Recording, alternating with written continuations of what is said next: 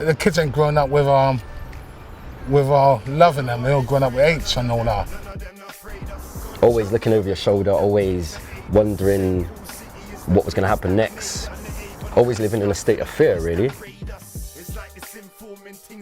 You don't know shit, because you ain't been there and you don't understand that he's scared and he walks with his knife. And suddenly, you're part of it. You're part of the culture without even really understanding what you've got yourself into.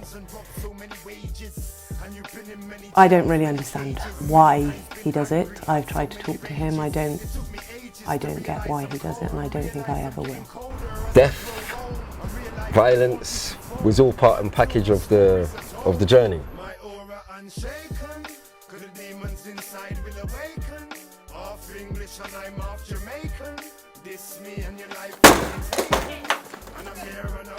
Today's operation isn't so much about catching a Mr. Big in the drugs world, but the small-time operators out on the streets of St. Paul's and Easton.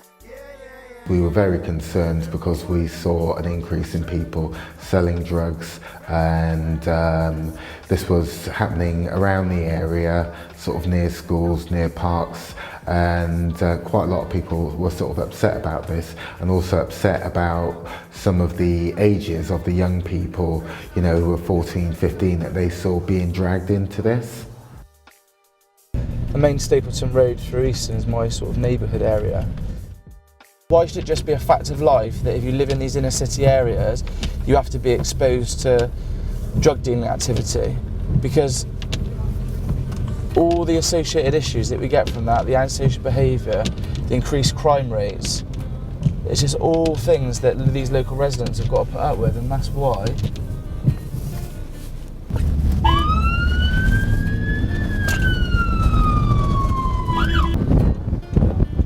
You didn't want to stop for me then, did you? Why don't I want to stop it? You were driving a bit quick. I wouldn't say I was driving quick at all. You think you've got 3,000 drug users that access these communities to buy drugs. So the communities have to put up with drug misuse going on right in front of them. It became apparent that as people were taking their kids to school, they'd be walking past drug deals going on in the street, or they'd have to put up with drug misuse in their gardens, and that's never ever going to be acceptable. Well, with my job I see a lot of the background because I work in the area, I deliver youth work in the area. I've also grown up in the area, so I can see the historic background. About 50% of them were 25 and under. So it was quite upsetting, you know, to see young people kind of being caught up in this and really ruining their lives at such a young age. Young people see it as an easy option, so what we find out, particularly in Easton, is that actually young guys go through school really well and they do well at school, and then school comes to an end and they just don't really see the next phase of their life go from education to employment, and dealing drugs or becoming involved in street conflict seems like an easy option. None of them not afraid us. Gun chop, yeah, we got that too to aid us. St. Paul City is the place that made us. And the Avon I'm just been a leader. I was just a leader. So really, I was the boss. It's informing things contagious. 'Cause how many men are selling out is outrageous. And these young... I mean, the police just look at it, watch it, find out everything about it, and lock them up. That's what they want to do. You know what I mean? And then send them to jail and expect them to come out a better person. I don't know. You know what I mean? You take away their life, you just take them away 18, 19 or whatever, you send them back out at 25, 26, they're lost. They're lost. You know what I mean? They come out, all they know is what they knew before. Do you know what I mean? And you just leave them to be, put them on probation for a little bit and so say watch them or whatever you're doing. Do you know what I mean? It's not no good. They need more. Where we've got evidence of people dealing drugs in the street and destroying their communities, then we should continue with enforcement, and we should make sure that the outcome for that person is prison, because that's never going to be acceptable, and I don't think it's acceptable to the public either. A basic supply and demand issue in Easton and St. Paul's, where you've got all these people that are drug dependent. However, when we arrest those people, we know there's going to be a massive void. Sometimes it depends on which side you're taking away. You take away these Eastern boys, you know, and you take away these poor guys. It's rarely you take them both away at the same time. You take away, you weaken St. Paul's, you make the Eastern guys get all bright, you know what I mean? And they come and they take away 5 or 6 out of Eastern, and they make the St. Paul's guys get bright. It's like they're pushing it. It's like they're pushing it to me, because they ain't doing nothing about it to help it out, as far as I'm concerned. Well, I can tell you that on my way here this morning, I passed someone who was looking to buy drugs. There are still drugs being sold because of that, all this operation, it didn't actually attack the demand at all, it attacked the supply side of things. Now, where there is demand, you are going to get supply. That's basic economics. This is the scene that I have most common to me. This whole road here, this is where I grew up. The black and white cafe was right there. I don't know if you remember the black and white cafe at all. Most notorious, whatever they want to call it. And this was home, basically. This whole area here was home.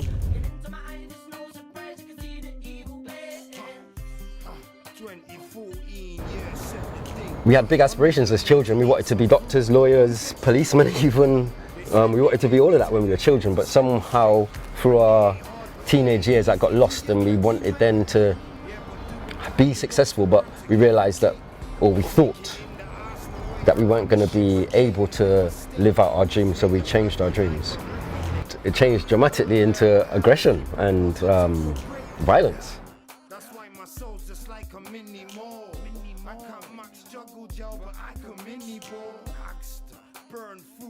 When I spoke to the police, I was given kind of a lot of information about who these people may be and what they're capable of, what sort of life they lead. Before that, I didn't have any idea. And I kind of wish I still had no idea. As a 17-year-old, 18-year-old, wanting to be successful, not knowing how to, but then being presented with the idea of being able to sell drugs and make money, I believe every person wants to be successful and be able to provide for their family. Most of us coming from families that were broken and underprivileged, we didn't see many role models that could show us that it could be done.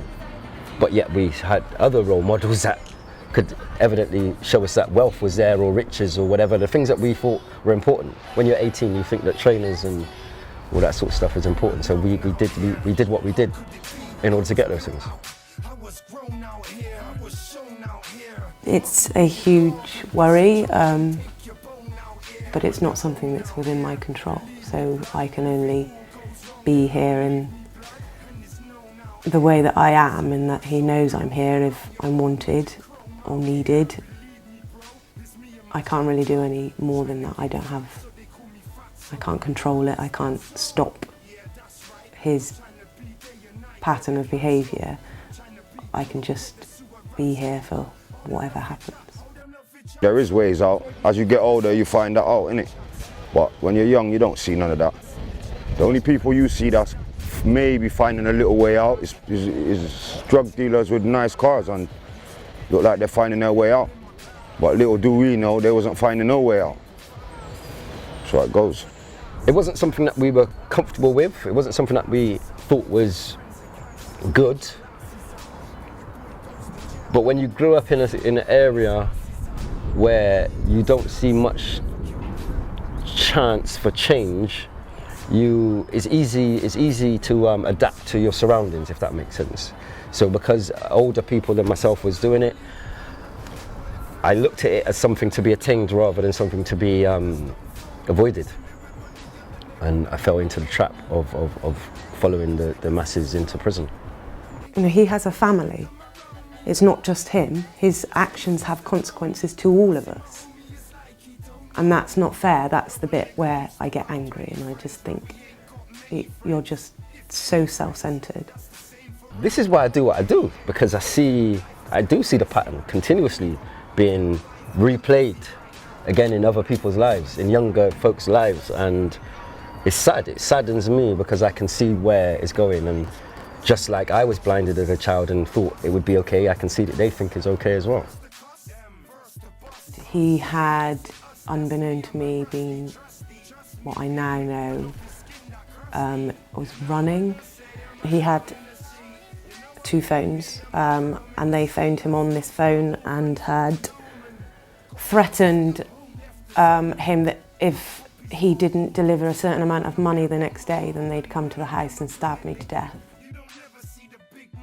Death, violence was all part and package of the journey, and it made us hardened. It hardened us as children. I think one of the saddest things that happened to us as children was that we were exposed to so much violence that it almost became normal. And I see how that impacts the second and the third generation underneath me now, because I see our violence that we related to with one another is now freely being initiated between the younger folk. So now, instead of fighting with your fists, the first thing that the kids are doing are grabbing knives. And then the extreme of that is that they're grabbing guns.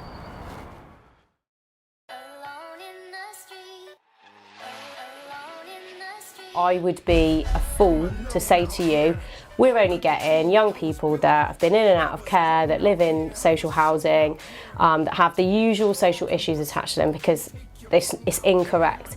This issue affects and can affect any young person. It really depends on where that young person is at that moment in time of their life. There is no way I would have imagined he would choose this path. And it's frustrating and upsetting and disappointing, but it's not my path, it's his path he's leading now, and he is choosing to do it. We need to take responsibility for ourselves as black men, for our youth. There's a lack of guidance coming from the elders to the young people, and because of that, they're looking to music, they're looking to the hip hop stars, they're looking to fantasy as a way forward, and it's just not real. It's simply not real. How I got out was because I had strong men around me to create a change of mindset. I had role models. We've started changing the way we think as well, so that when we identify young people that look like they want to come and fill that void, that we get in there straight away. We make sure that we have those conversations with them and their families, and we make those referrals to different agencies to make sure that they're engaged in the right way, because that's just it, isn't it? If we don't do that, then in a year's time or 2 years' time, we're going to be back where we started. The court may see, or police may see, one aspect of it. They're a criminal, yes, justice needs to be done, justice needs to be served. But there's also another side of it, and when you get to see the other side, the family breakdowns, the lack of love, the lack of belonging, all of that plays a major part. And when you get to see that, that's the side that I try to work on.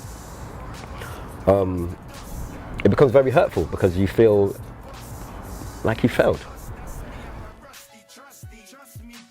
Sometimes you have to speak in a language, and this is why I believe there's only a certain amount of people that can go and talk to them, because you ain't speaking in a language. You know what I mean? You're there and say, oh yeah, but you should do this and you should do that. You don't know shit, because you ain't been there and you don't understand that he's scared and he walks with his knife, because he's gonna get rushed.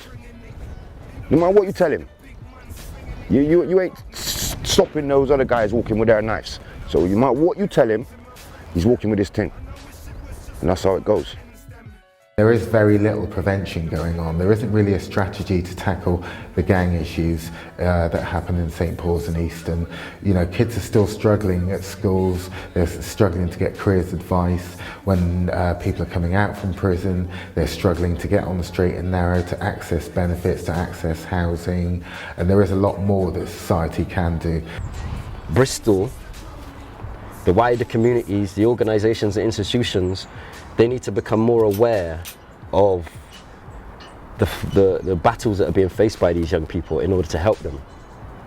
We live in a fallacy, or we live in a